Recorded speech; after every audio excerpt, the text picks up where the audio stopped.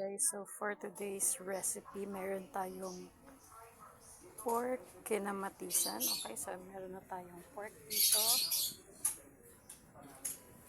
And then yung ating garlic, onion, tomato, and pepper. Ayan. And then yung ating black pepper and MSG. Ayan, so magluluto na po tayo. I'll update you. Tingnan natin yung ating onion and garlic. Tingnan natin yung ating tomato. Kailangan lang guys, hintayin natin maluto yung ating tomato.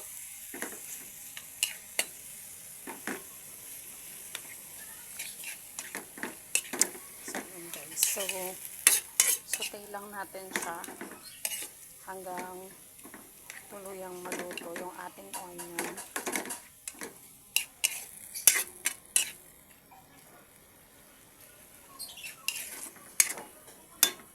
And tomatoes. Yung ating onion, garlic, and tomatoes. Ayan. So sinusaute na natin siya. Natin yung pork natin. So hayaan lang natin siya dyan mag-simmer. Kanina pinakuluan na natin tong pork guys para hindi na siya matagal lutuin. So ayan guys, just let it simmer please 5 minutes. Lagyan natin siya ng pork stock. So ito yung pinagpakuluan natin kanina. So ayan, konti lang guys kasi lalagyan pa natin siya nung ibang ingredients niya para lang lumasa yung pork natin. So that's the reason kung bakit natin siya nilalagyan ng pork stock. Just allow this to simmer for another 5 minutes.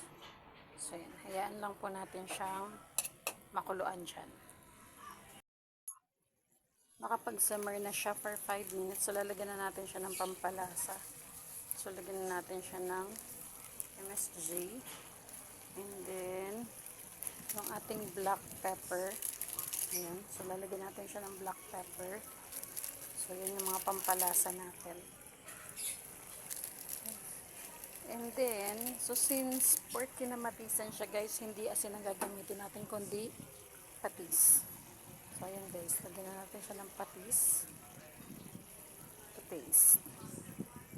Konti lang guys, no, para hindi masyadong umalat yung ating pork kinamatisan. So, ayan na guys.